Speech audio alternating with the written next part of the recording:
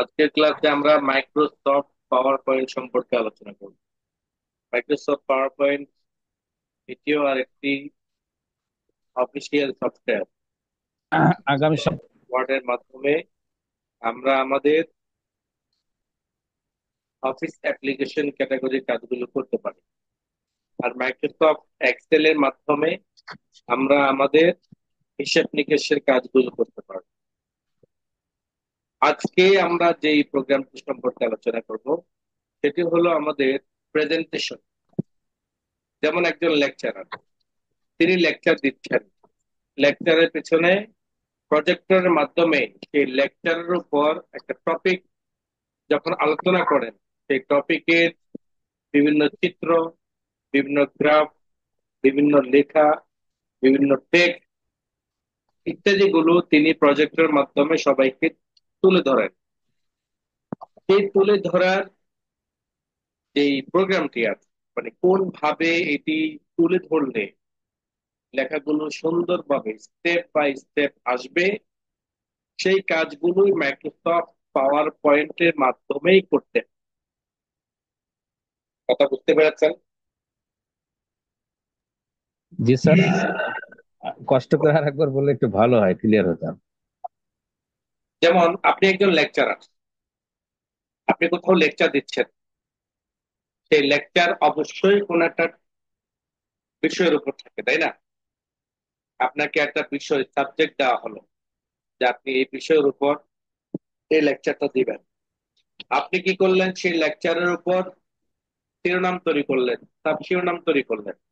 দেন এটাকে আরো সৌন্দর্য মণ্ডিত করার জন্য আপনার শ্রোতারা যাতে এই জিনিসটা আরো ক্লিয়ার হন, আরো সুন্দরভাবে বুঝতে পারেন, এই জন্য আপনি প্রজেক্টরের মাধ্যমে আপনার শ্রোতাদেরকে দেখাইতে চান, স্ক্রিনের মধ্যে মনিটরের মধ্যে দেখাইতে চান যে আমি যে বিষয়টা নিয়ে আলোচনা করছি। যেমন উদাহরণস্বরূপ ফিলিস্তিন নিয়ে, আপনার টপিক হলো ফিলিস্তিন, ফিলিস্তিনের স্বাধীনতা নিয়ে আপনি ইতিহাস টানলেন, ইতিহাসের সাথে সাথে কিছু চিত্র তুলে ধরলেন। সেই চিত্র, সেই ইতিহাস, সেই টপিক গুলো এমন ভাবে গ্রাহকের সামনে আসতেছে, গ্রাহক বুঝতে পারছে না যে আসলে আপনি কিসের কোন প্রোগ্রামের মাধ্যমে এটি করছেন। গ্রাহক এটা বুঝতে পেরেছে, শ্রোতারা এটা বুঝতে পেরেছে যে এই লেকচারার একজন প্রফেশনাল লেকচারার। তিনি খুব চমৎকার ভাবে মৌখিক ভাবে তো বলেছেন এবং চিত্র আকারে তিনি তুলে ধরেছেন। অর্থাৎ তার পয়েন্ট ভিত্তিক আলোচনাগুলো স্ক্রিনে ভেসে আসা, আবার স্ক্রিন থেকে চলে যাওয়া, এটাই হলো মাইক্রোসফট পাওয়ার পয়েন্টের কাজ।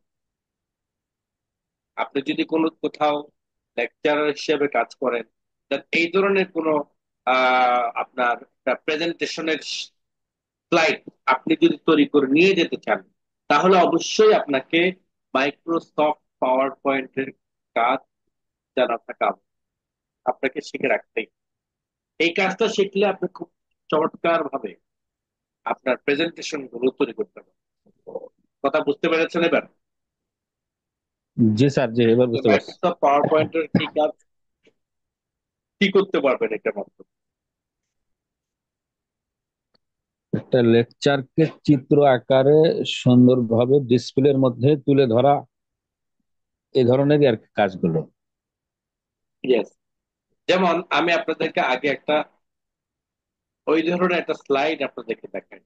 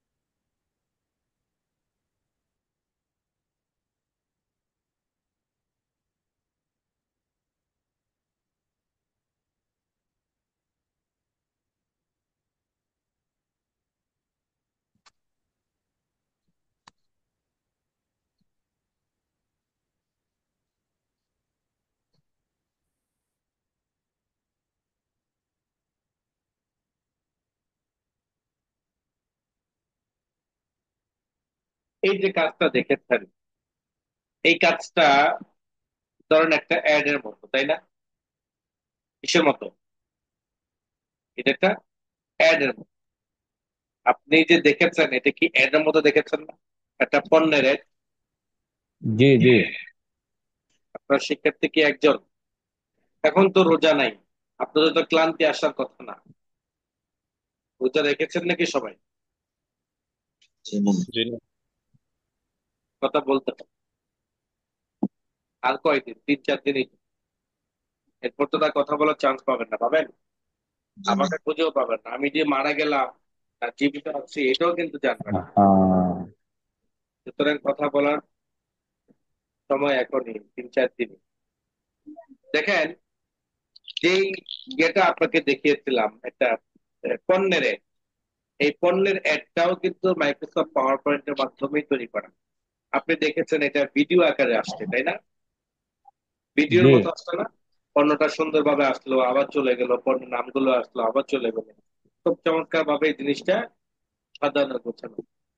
ঠিক আপনি যখন এরকম, যেমন আপনার মধুর বা আপনার ঔষধের উপর আপনার একটা লেখা, যে পণ্যগুলো আপনি লেখা দিচ্ছেন, মধুর এই কার্যকারিতা, মধু পেলে এইটা হয়, আল্লাহ রসুল এটা বলেছেন, আর কোরআন এইটা আসছে, এভাবে কালো জিরার কথা বলেন, এভাবে আপনার জয়তুন তেলের কথা বলেন, এভাবে বিভিন্ন পণ্যগুলো নিয়ে আপনি আলোচনা করছেন, সাথে সাথে স্ক্রিনে এটা ভেসে আসে।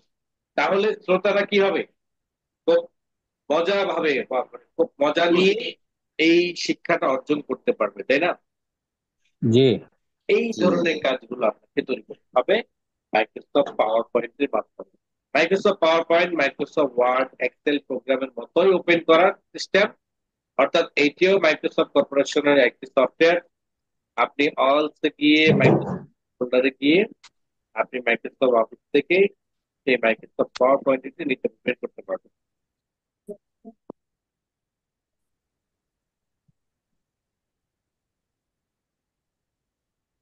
Microsoft office, Microsoft power point, এই মাইক্রোসফট পাওয়ার পয়েন্টে যখন ক্লিক করবেন এটি ওপেন হয়ে যাবে। মাইক্রোসফট পাওয়ার পয়েন্টে আমরা ওপেন করে মাইক্রোসফট ওয়ার্ড এক্সেল এর মতো স্ক্রিনের পরিচিতিটাও আমাদেরকে জানতে হবে প্রথমে। কেন জানতে হবে? যেহেতু আমি মাইক্রোসফট পাওয়ার পয়েন্টের উপর কাজ করব, তো প্রথমেই আমাকে এই মাইক্রোসফট পাওয়ার পয়েন্টের পরিচিতিটা, ইন্টারফেসের পরিচিতিটা, এটা আমাকে আগে জানতে হবে। তাহলে আমি খুব সুন্দরভাবে কাজ করতে পারবো, কাজ শিখতে পারবো, বুঝতে পারবো। যেমন মাইক্রোসফট ওয়ার্ডের মধ্যে সেম, প্রায় 90% সেম। মাইক্রোসফট ওয়ার্ডও দেখেছেন, মাইক্রোসফট এক্সেলও দেখেছেন, আবার সেই প্রোগ্রাম গুলো মাইক্রোসফট পাওয়ার পয়েন্টের মধ্যেও আছে। অতিরিক্ত কিছু মেনু পাবেন যেগুলো মাইক্রোসফট পাওয়ার পয়েন্টের জন্য খাস। যেমন ফাইল, হোম, ইনসার্ট, এই তিনটা মেনু কিন্তু ওয়ার্ড এক্সেলে পেয়েছে। এরপর দেখতে পাচ্ছেন design, transition, animation, slide show, এই চারটা কিন্তু আপনার মাইক্রোসফট ওয়ার্ডও পান নাই, মাইক্রোসফট এক্সেলও পান নাই, পেয়েছেন Microsoft PowerPoint. Review view Microsoft ওয়ার্ডও পেয়েছেন, মাইক্রোসফট এক্সেলও পেয়েছেন। তো যেগুলো আপনি দেখেছেন মাইক্রোসফট ওয়ার্ডে, মাইক্রোসফট এক্সেলে, সেগুলো এখানে যেহেতু আছে, তো এগুলো সেম মাইক্রোসফট ওয়ার্ড এক্সেলে। ফাইলের মধ্যে গিয়ে আপনি দেখতে পাচ্ছেন আপনার save, save S, open, close, information, recent, new, এক কথা মাইক্রোসফট ওয়ার্ড এক্সেলে।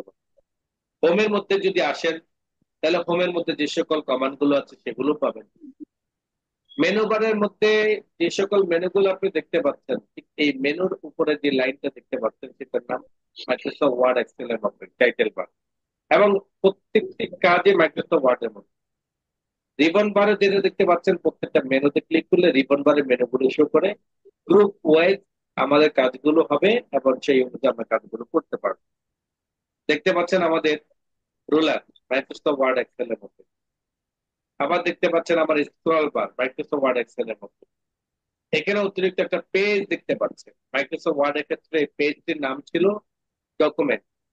আবার মাইক্রোসফট এক্সেলে গিয়ে এই পেজটার নাম হয়েছে স্লাইড, সরি, শিট। আর মাইক্রোসফট পাওয়ার পয়েন্টে এসে এই পেজটার নাম হয়েছে স্লাইড। কি নাম? স্লাইড। স্লাইড। এই যে নামটা দেখেন, SLIDS, স্লাইড। তাহলে মাইক্রোসফট পাওয়ার পয়েন্টের ক্ষেত্রে এই পেজ গুলোর নাম কি বলা হয়?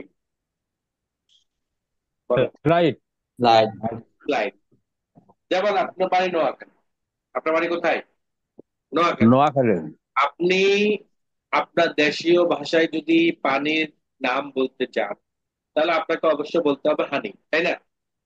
আবার যদি আপনি ঢাকার দিকে আসেন, তাহলে আপনাকে বলতে হবে পানি। যদি একটু শিক্ষিত, শিক্ষিত বলতে মানে ইংরেজি শিক্ষিত বলা যায়, তাদের সাথে কথা বলতে গেলে তাহলে আপনাকে তাকে হয়তো বলবো আপনাকে ওয়াটার। দেখেন, তিন জায়গায় তিনটা নাম, পদার্থ বলতে একটাই। পদার্থ কয়টা? একটা পদার্থ। একটা পদার্থ, কিন্তু তিন জায়গার মধ্যে তিনটার নাম ব্যবহৃত, তাই না? ঠিক মাইক্রোসফট ওয়ার্ডের ক্ষেত্রে পেজটার নাম এক ধরনের, মাইক্রোসফট এক্সেল এর ক্ষেত্রে পেজটার নাম আরেক ধরনের, মাইক্রোসফট পাওয়ার পয়েন্টে এসে এখানেও আরেক ধরনের।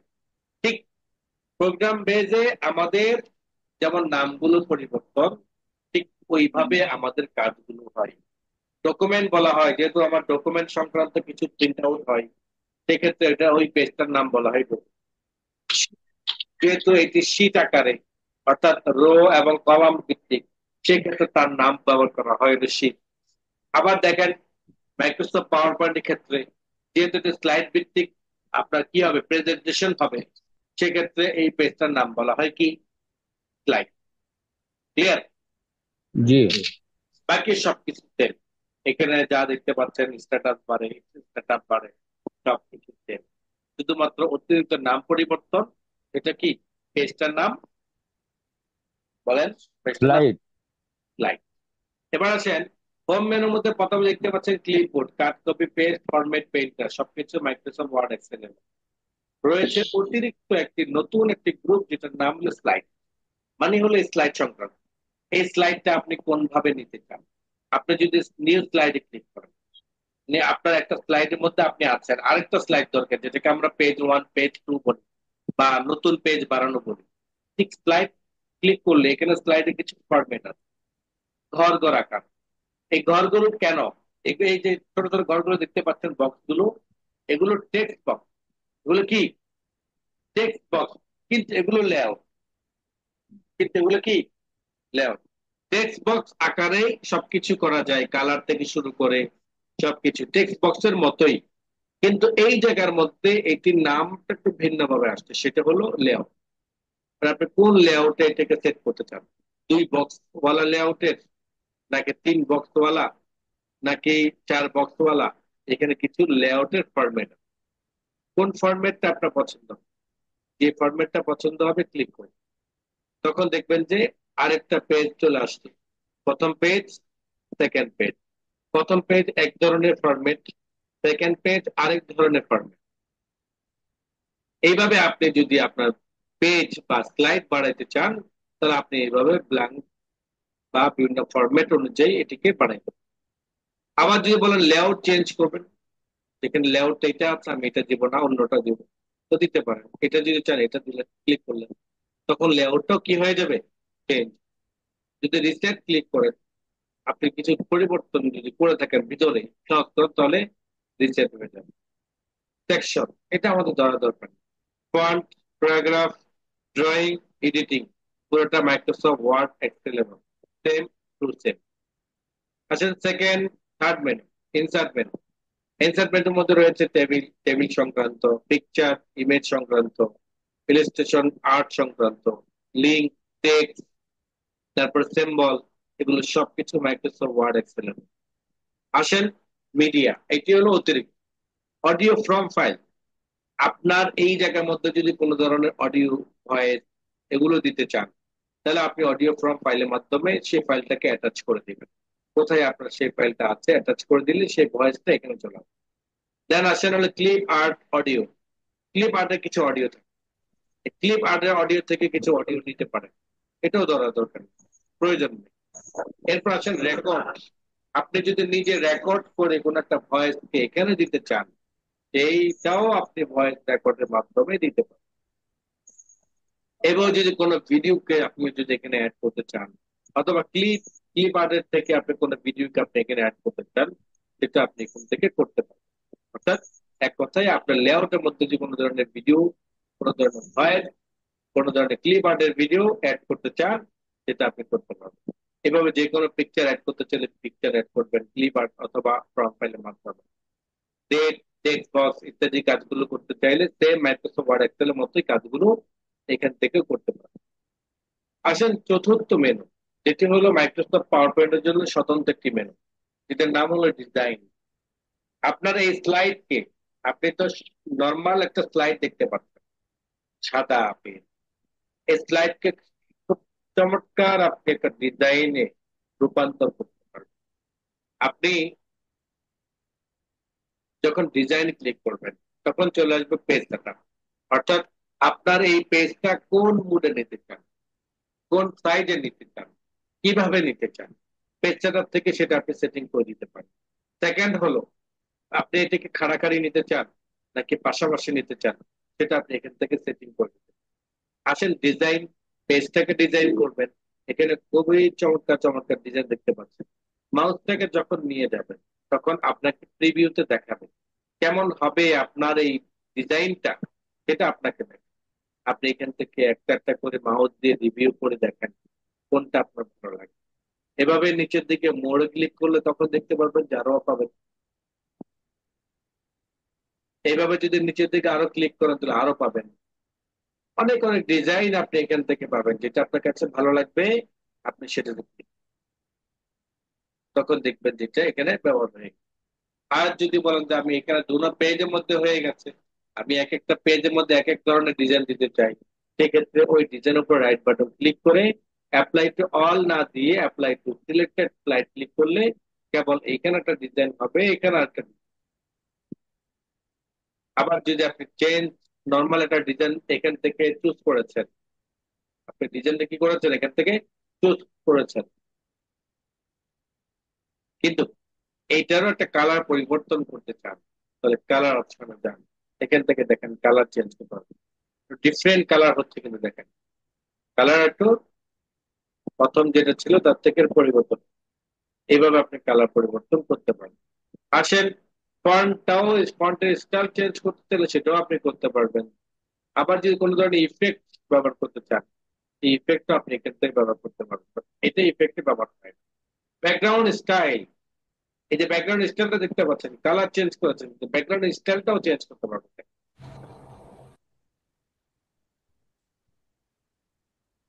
এইভাবে যেটা ভালো লাগবে আপনার, আপনাকে সেটা দেখতে। হাইড ব্যাকগ্রাউন্ড গ্রাফিক্স যদি ক্লিক করি, তখন আমাদের আলাদা একটা শেড বসানো হয়েছে, সেটা চলে যাবে, হাইড হয়ে যাবে। আবার যদি টিকমার উঠিয়ে দিচ্ছি, তখন আবার এটা চলে আসবে। তো এইভাবে আমরা আমাদের স্লাইডকে ডিজাইন করতে পারবো। আমরা আমাদের স্লাইডকে কি করতে পারবো, ডিজাইন করতে পারবো। করতে পারবে। আমরা একটা ব্যাকে আসলাম, হোমে গেলাম, লেআউট চেঞ্জ করে নিলাম একটু,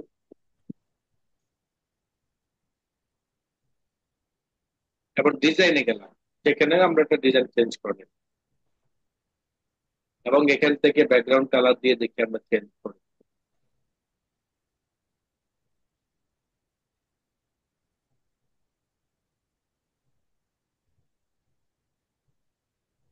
আসেন ট্রানজিশন, ট্রানজিশনটা আমরা একটু পরে শিখি। আসেন অ্যানিমেশন, অ্যানিমেশন কিসের মধ্যে ব্যবহার করা হবে, হয়তো আমাদের পিকচারের মধ্যে অথবা আমাদের টেক্সটের মধ্যে। এই জন্য আমাদেরকে টেক্সট লিখতে হবে। যেমন আমি এখানে একটা টেক্সট দিতে চাই, এখানে একটা টেক্সট দিতে চাই, অথবা এখান থেকে আমি টেক্সট চেঞ্জ করতে চাই, যেমন আমি এখানে লিখলাম।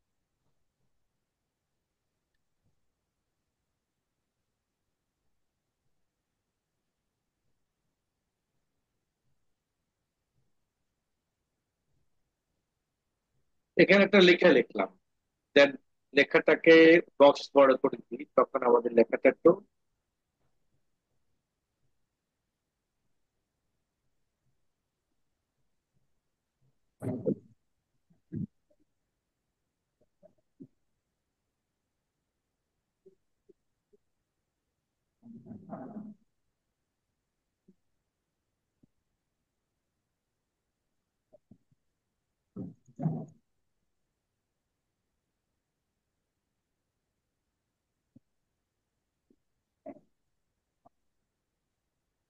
দু জায়গায় দুটা লেখা লিখলাম, হ্যাঁ।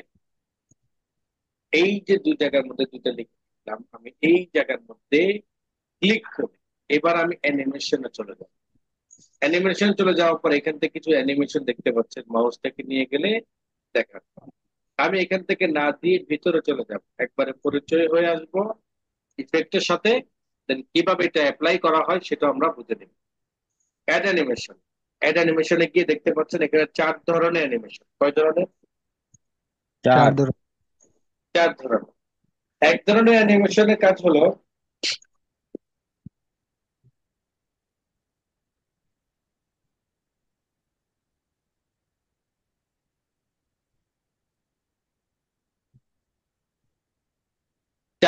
এখানে অ্যানিমেশন ব্যবহার করা হয় কোন স্টেপের পরে কোন স্টেপটা ব্যবহার করলে আমার এই ডিজাইনটা, আমার এই প্রেজেন্টেশনটা সুন্দরভাবে আসবে, সুন্দরভাবে আবার যাবে, সেটা বোঝার জন্য আমাকে স্টেপ গুলো লাগবে।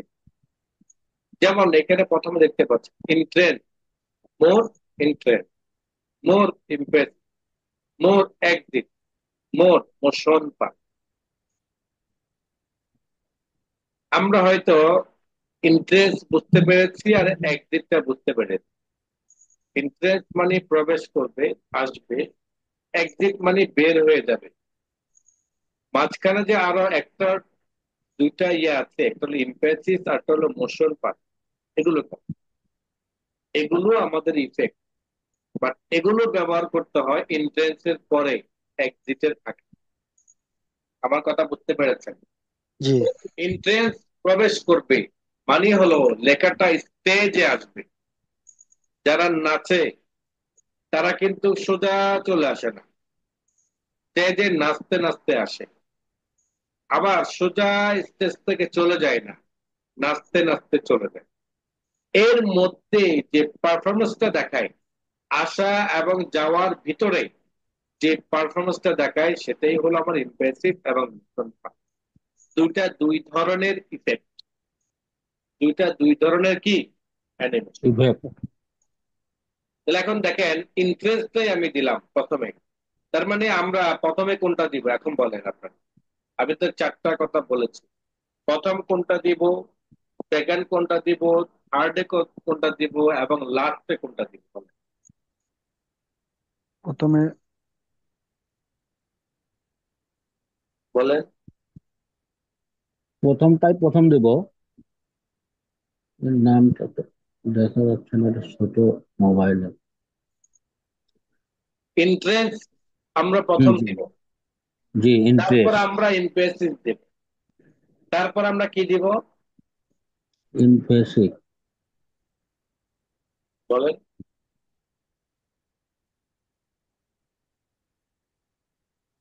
দ্বিতীয় নাম্বারে আমরা ইমপ্রেসিভ দিলাম, তৃতীয় নাম্বারে কি দিব? এক্সিট। এক্সিস্ট দেবো। এক্সিট দিব। কি দিব? এক্সিট। এক্সিট। ডাক্তার সাহেব যদি এ কথা বলে হলো। জি না, এক্সিট দিলে তো চলেই গেল, লাস্টের এটা হবে।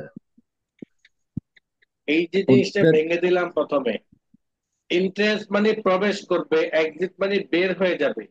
এই প্রবেশ আর এক্সিটের ভিতরে আসলো এবং যাওয়ার মধ্যখানে যে পারফরমেন্সটা দেখায়, যে নাচটা দেখায়, সেই নাচের মধ্যে যে বিভিন্ন ভঙ্গিমা আছে, সেই ভঙ্গিমা গুলো হলো আমার ইমপ্রেসিভ এবং মোশন। তার মানে এক্সিটের পূর্বে আমাদের ইমপ্রেসিভ এবং মোশনটা কি করতে হবে? দিতে হবে। দিতে হবে। যদি আমরা দিই এগুলো দেওয়া ছাড়া হয়ে যায়, এগুলো দেওয়া ছাড়া কি হয়ে যায়? কারণ হয়ে আলোচনা, যায়। কিছু কিছু আলোচনা আছে টানা আলোচনা, এগুলো যদি আপনি অ্যানিমেশন যত দিবেন তত এই লেখাটা ভারী হতে থাকে। ভারী মানে হলো, যেমন আপনি একটা অ্যানিমেশন দিলেন, এরপর আরেকটা দিলেন, এরপর আরেকটা দিলেন, তো কয়টা অ্যানিমেশন হলো? 3টা। তিনটা। 3টা। এই 3টা অ্যানিমেশন দেখাই তো তারপর লেখাটা যাবে, তাই না? জি জি। জি। তার মানে দেখা গেছে আমি 3টা অ্যানিমেশন দেখায় যেতে যেতে আমার লেকচার আরো 5টা টপিক শেষ। ঠিক। তাহলে আমি অ্যানিমেশন গুলো দিয়ে লাভ আছে? না। তাহলে না। সেই ক্ষেত্রে আমার কি করতে হয়? ইন্ট্রেন্স আর এক্সিট, এই দুইটাই ব্যবহার করতে হয়। তো আমার ক্যাটাগরি, আমার কাজের ক্যাটাগরি আমাকে বলে দিবে আমি কোথায় কি দিব। যে জায়গার মধ্যে, যে টপিকের মধ্যে আমি একটু লং করব, মানে আমার সময় লাগবে, ওই জায়গার মধ্যে আমি একাধিক অ্যানিমেশন গুলো দিব। কি জন্য দিব? যাতে লেখাটা এসে স্টিল হয়ে না থাকে। লেখাটা একটু ঘুরতে থাকলে তখন কি গ্রাহকদের কাছে ভালো লাগবে, শ্রোতাদের কাছে ভালো লাগবে, দর্শকদের কাছে ভালো লাগবে, তাই না? জি জি এই জন্য তখনই আমরা এই বেসিসটা আর মোশন পাতাম। ক্লিয়ার? জি প্রথম আমরা এন্ট্রেন্স দিলাম। এন্ট্রেন্সে যখন ক্লিক করলাম, দেখেন মোর এন্ট্রেন্সের অনেকগুলো এন্ট্রেন্স। আপনি একটা ক্লিক করে দেখেন কেমন দেখেন, আর একটা ক্লিক করে দেখেন লেখাটা কোন স্টাইল আছে।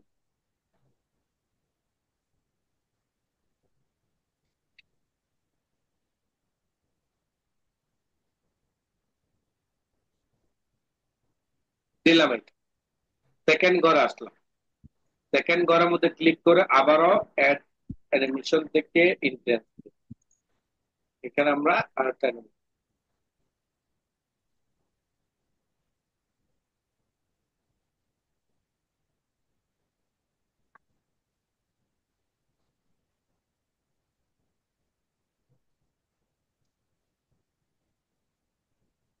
দিলাম।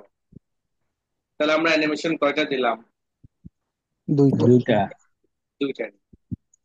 মানে একই অ্যানিমেশন, দুইটা যেহেতু লেখা, দুইটা লাইন, দুইটা আলাদা আলাদা বক্স, তাই না? জি জি আমি একটার মধ্যে দিলাম কিন্তু লেখা কিন্তু একটাই আছে।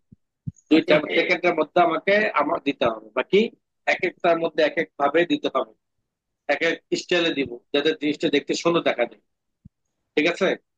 জি আপনি দিলেন, আপনি কি করলেন? দিলেন, দিলাম। অ্যানিমেশন দিলেন। অ্যানিমেশন এক না একটা দিলেন, এক্সিট আর দেন নাই। এবার যদি আপনি প্লে করে দেখতে চান, তাহলে আপনাকে প্রিভিউতে ক্লিক করেন।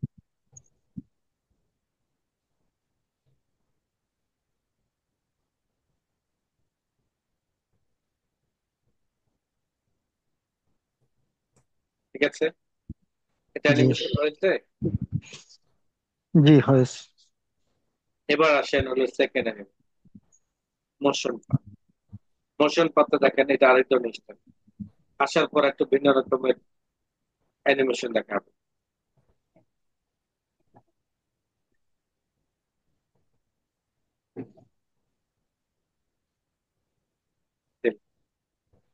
আবার দ্বিতীয় ঘরের মধ্যে ক্লিক করার পর এখানে আমরা মোশন পাবো।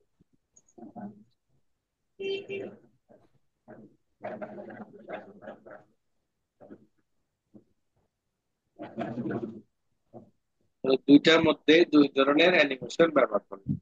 আসেন তৃতীয় নাম্বারটা, চতুর্থ নাম্বারটাও ব্যবহার করি। এখানে যে চিত্রটা দেখতে পাচ্ছেন, মোশন পার্টটা হলো ওই চিত্রের মধ্যে অ্যানিমেশনটা। যেমন দেখেন এখানে 6.4, 6 তারা। দেখেন 6 তারার মতো একটা অ্যানিমেশন করে, 4 তারা স্টাইল করে, 1 2 3 4। বুঝতে পারছেন? মোশন মোশন পাতগুলো, মোশনটা একটা অ্যানিমেশন, মোশনটাও কি একটা অ্যানিমেশন।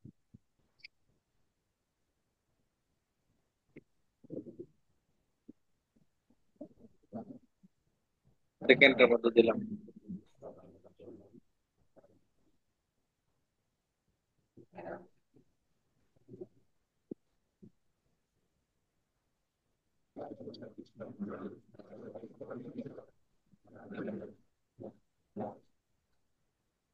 তাহলে অ্যানিমেশন কয়টা দেওয়া হলো আমাদের?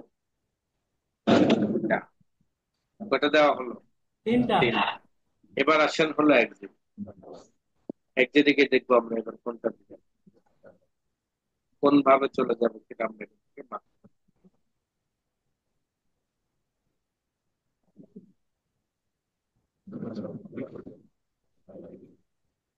ক্ষেত্রের মধ্যেও আমরা এক্সিট দিয়ে দেবো।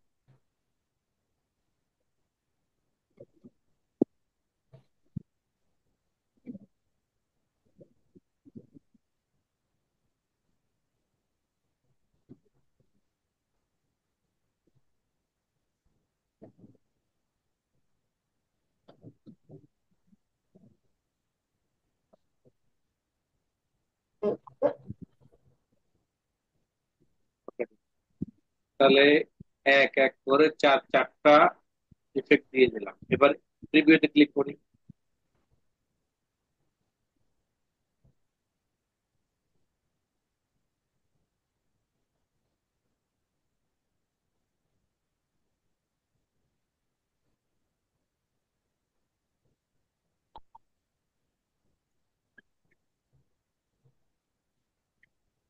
বুঝতে পারছেন? জি। এই যে এখানে অ্যানিমেশন গুলো আছে, এই চারটা অ্যানিমেশন আবার এখানেও আছে, আবার এখানে এটাকে তিনটে ইমপেজ এক, তাই না? এই অপশন গুলো আবার এখানেও আছে, আবার মোর অপশন গেলে ভিতরে কি আপনি অনেকগুলো এইভাবে আমরা অ্যানিমেশনের মাধ্যমে আমরা আমাদের এই লেখার মধ্যে, পিকচারের মধ্যে আমরা অ্যানিমেশন বসাই। অ্যানিমেশন বসানোর পরে আমাদের আরো কিছু কাজ, যেমন অ্যানিমেশন একটা পেজ হয়, একটা পেজ যখন হয় সেকেন্ড পেজের মধ্যে কিন্তু আমাদের আরো কিছু লেখা থাকে, তাই না? যেমন আমি আঁকলাম।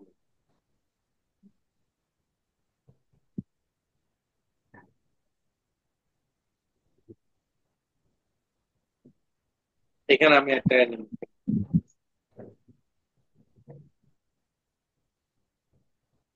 একটা animation এবং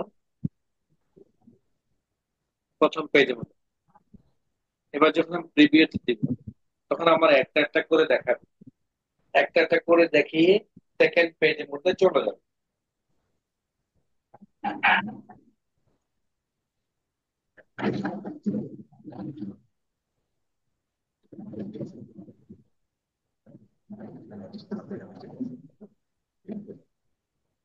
প্রথম পেজ শেষ, সেকেন্ড পেজ। এই যে প্রথম পেজটা প্রথম যে ওপেন হয়, ওপেন হওয়ার সময় একটা স্টাইল, সেকেন্ড পেজ এইটার মধ্যে যখন যাবে, প্রথম পেজ থেকে প্রথম পেজ যখন শেষ হয়ে যাবে সেকেন্ড পেজের মধ্যে যখন যাবে তখন আরেকটা অ্যানিমেশন। এই যে এটাকে বলা হয় আমার ট্রানজিট। একটা পেজ ওপেন হওয়ার সময় এক ধরনের অ্যানিমেশন, একটা পেজ শেষ হয়ে সেকেন্ড পেজের মধ্যে যাওয়ার মধ্যবর্তী চেঞ্জ হয়, পেজ চেঞ্জ হয়। এই পেজ চেঞ্জটাও যাতে একটা আপনার স্টাইলের মাধ্যমে যায়, এর জন্য আমাকে ব্যবহার করতে হবে ট্রানজিশন। আমি যখন ট্রানজিশন ক্লিক করবো, ট্রানজিশনটা কেমন হবে এটা আমাকে এখানে দেখ, এইভাবে ওপেন, সেকেন্ড পেজের মধ্যে গেলাম, এটা কোন ভাবে ওপেন।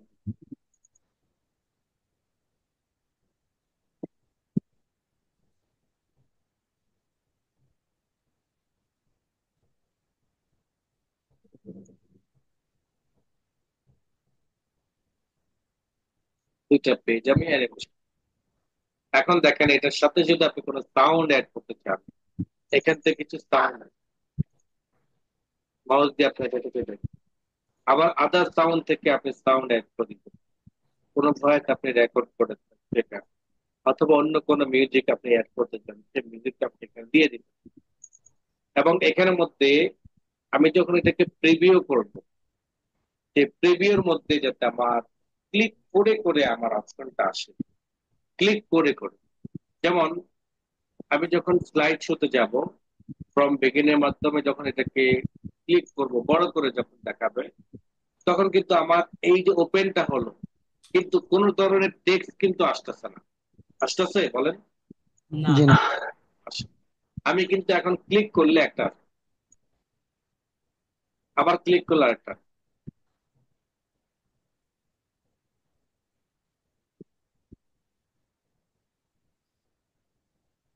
আবার ক্লিক করলে আরেকটা, আবার ক্লিক। এভাবে যতগুলো আমি অ্যানিমেশন ব্যবহার করেছি, ক্লিক করার মাধ্যমে এভাবে একটা একটা করে আমার আসবে। যা আমার একটা পেজ শেষ, আবার ক্লিক করলে সেকেন্ড পেজটা, সেকেন্ড পেজটা ওপেনের সময় একটা একটা স্টাইল দেখেছেন না? মনে হচ্ছে যে গেমিং এর মতো একটা ইয়ার পর্দা চেঞ্জ হচ্ছে, তাই না? কি বলেন? জি। একটা চেঞ্জ আপনার এই যে এই পেজটা আসার পূর্বে ঘরগুলো এরকম পরিবর্তন হয়ে এই পেজটা আসতো না? এটা হলো ট্রানজিশন। এটা কি ট্রানজিশন? এটা ট্রানজেকশন। থেকে ক্লিক করে করে এটা আনছে, দেখেন, ক্লিক করে করে। আবার ক্লিক করলে আমার পেজ কমপ্লিট, আগের অবস্থা ফেরা। এই যে ক্লিক করলাম, মানে ক্লিক করে করে এনেছে। তা আমি চাচ্ছি যে না, এটা ক্লিক করে করে আনবো না, বরং এটা অটোমেটিক ভাবে করবো। সেক্ষেত্রে আমাকে অন মাউস থেকে একবার উঠিয়ে দিয়ে আফটারের মধ্যে বসলে, এবার আপনি স্লাইড শোতে যান, ফ্রম বিগিনিং ক্লিক করে দেখেন। আমি কিন্তু এখন দেখতে পাচ্ছি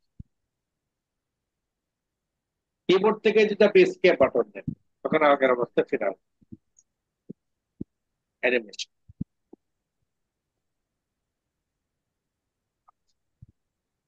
এরপর আসেন হলো, আমি ট্রানজিশন আমরা বুঝতে পারলাম, এক পেজ ওপেন হওয়ার সময় একটা স্টাইল শো করা, দেখানো। পেজ পরিবর্তনের ক্ষেত্রেও সেই স্টাইল দেখানো, সেটা হলো আমার ট্রানজিশন। অ্যানিমেশন মানে হলো আমার লেখা পিকচার গুলোতে অ্যানিমেশন ব্যবহার করে।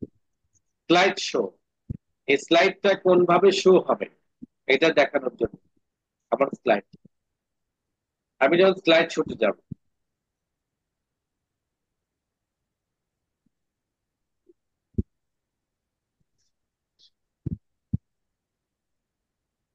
আমি যখন স্লাইড শোতে যাব, তখন আমার ওই যে পেজ প্রিভিউ আমরা বলেছিলাম, পেজ মোড, আমার স্লাইডটাও প্রেজেন্টেশন শো করার ক্ষেত্রেও আমার কিছু mode, from beginning, from current slide, শুধু যে পেজটার মধ্যে আমি আছি। আবার ব্রডকাস্ট স্লাইড শোর মধ্যে আমি আমার ইন্টারনেটের মাধ্যমে এটা দেখাতে পারবো। কাস্টম স্লাইড শো, আমি যদি আমার অনেকগুলো পেজ থাকে, সেখান থেকে আমি নির্দিষ্ট নির্দিষ্ট পেজগুলোকে মার্ক করি, আমার একটা নাম দিতে হবে, কোন কোন পেজ আমি ইয়ে করবো সেটা আমাকে এখান থেকে অ্যাড করি। যেমন আমি এখানে নাম দিই, এরপর আমি এখান থেকে এটা সিলেক্ট করলাম অ্যাড, অথবা আমি এটাকে ডিলিট করবো, দিব। আগে সেকেন্ড পেজ আসবে, তারপরে গিয়ে প্রথম page. Okay button press, okay button press করার পর দেখো শো ক্লিক করি, তখন আমার শো হবে প্রথম দ্বিতীয় পেজটা। এবার প্রথম পেজ। এইভাবে আমরা আমাদের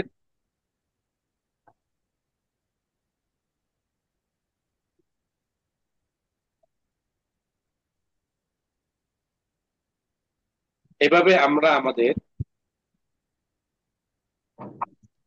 নির্দিষ্ট পেজ গুলোকে মার্ক করে দিতে পারি।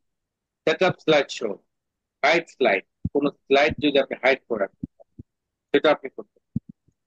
সেট আপ স্লাইড, যদি আপনার স্লাইডটাকে আহ যতক্ষণ পর্যন্ত কিবোর্ড থেকে স্কেপ বাটন না দিবেন, ততক্ষণ পর্যন্ত এটি শেষ হবে, আবার ওপেন হবে, শেষ হবে, আবার ওপেন হবে। এইভাবে আপনি করতে পারেন। অথবা শো উইদাউট ন্যারেশন, অথবা শো উইদাউট অ্যানিমেশন, অর্থাৎ আমার দেখাবে অ্যানিমেশন ছাড়া, শুধু লেখা দেখা। এইভাবে যদি চান সেটা করতে পারেন। এগুলো সাধারণত আমার দরকার হয় না। একটা অ্যানিমেশন দিয়ে আমি যখন একটা জিনিস তৈরি করি, সেটা অবশ্যই অ্যানিমেশন লাগবে। Lock continue until escape button যদি আমি ক্লিক করি, লক কন্টিনিউয়াসলি স্কেপ বাটন। তাহলে স্কেপ বাটন মানে হলো কিবোর্ড থেকে যতক্ষণ পর্যন্ত আপনি স্কেপ বাটন না দিবেন, ততক্ষণ পর্যন্ত এটি চলমান থাকবে। আমি ওকে বাটন প্রেস করলাম, এবার আমি এটাকে বড় করে দেখালাম, দেখেন আমার এটা আসবে, আসছে, দেখাবে, দেখাচ্ছে। আবার শেষ হয়ে গেলে পুনরায় শুরু হবে, আবার কিছুই করা নাই। এটা কোন ধরনের কাজ? এটা হলো, যেমন বিভিন্ন প্রতিষ্ঠানগুলোতে দেখবেন, কাস্টমার কেয়ার গুলোতে দেখবেন, একটা টিভির মধ্যে তাদের অ্যাড চলমান, আসে, শেষ হয়, আবার আসে। কি বলেন হয় এমন? জি, অথবা বিলবোর্ড গুলোতে দেখতে পারবেন, ডিজিটাল বিলবোর্ড গুলোতে যে ধরনের লেখাগুলো আসে, আবার চলে যায়, আবার আসে। ওই ধরনের ইয়েগুলোতে মাইক্রোসফট পাওয়ার পয়েন্টের মাধ্যমে কাজ করে একটা পেন ড্রাইভ সিস্টেমের মতো তাদের কাছে ইয়ে করা থাকে, অপশন থাকে, সেখানের মধ্যে এটিকে পোস্ট করে দেয়। এরপরে কি এটি অটোমেটিক ভাবে দেখাইতে থাকে সারাদিন। আপনার মনিটরে এটা ভেসে আসতে থাকে। এতে দেখা গেছে আপনার বারবার প্লে করার দরকার হয় না, এক নাম্বার। দ্বিতীয় নাম্বার হলো এটা আপনার বিশাল বড় একটা মার্কেটিং। এক কথায় বলা যায় যে বিলবোর্ডে যে অ্যাড গুলো আছে ওই ধরনের অ্যাড আপনি নিজে তৈরি করো, বিলবোর্ড তৈরি করে আপনি নিজেও এটা দেখেন।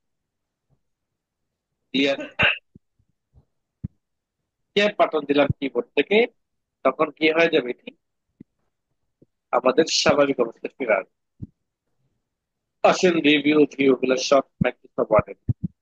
তাহলে দেখেন মাইক্রোসফট পাওয়ার পয়েন্ট একটা ক্লাস, এটা বোঝার মতো বিশেষ কোনো প্রয়োজন হয় যে এটা তো মাথায় ধরতেছে না, বা এত প্রোগ্রাম। এখানে তো বলেছিলাম 90 থেকে 95% প্রোগ্রাম মাইক্রোসফট ওয়ার্ড শিখে আসছেন, মাইক্রোসফট এক্সেল এ রিভাইজ দিয়ে আসছেন, আবার মাইক্রোসফট পাওয়ার পয়েন্টের মধ্যে আবার তুলে তুলে চাপতেন যে এটা মাইক্রোসফট ওয়ার্ডে ছিল, এটা মাইক্রোসফট এক্সেল এ ছিল, এবং এটা মাইক্রোসফট পাওয়ার পয়েন্টে তুলে খান। আলাদা আলাদা ভেঙে ভেঙে বলে দেওয়া হয়েছে যাতে আপনার জেহানে এই জিনিসটা বুঝে আসে যে মাইক্রোসফট ওয়ার্ডের বিকল্প কিছু নেই। মাইক্রোসফট ওয়ার্ড আমাকে ভালো করে আয়ত্ত করতে হবে, তাহলে বাকি দুইটা জিনিস আমি ফ্রিতে পাবো। বাকি দুইটা জিনিস কি পাবো বলেন? ফেরিতে পাবো। ফ্রিতে। মানে আপনি যদি একটা বিয়ে করলেন, ওই বোর্ড যদি দুটো সন্তান থাকে, ওটা তো আপনি ফ্রিতে পাবেন নাকি? জি। ফ্রিতে পাবেন না, নাকি বলবেন যে না এটা এটা তো ওই পাওয়া যাবে ওটা। আপনাকে দিবে না, এরকম বলবে? না, জি না। এখন বলবে নিজে যে খুশি হবে। হ্যাঁ। ধরেন আপনার মাইক্রোসফট ওয়ার্ডটা ভালো করে শিখলে মাইক্রোসফট এক্সেল আর পাওয়ার পয়েন্ট আপনার আয়ত্তে চলে আসবে, ফ্রিতে ফ্রিতে পেয়ে যাবেন। ঠিক আছে? এই জি ছিল আমাদের আজকের ক্লাসের বিষয়বস্তু। আগামী ক্লাসে আমাদের ইনশাল্লাহ আমরা অ্যাডোবি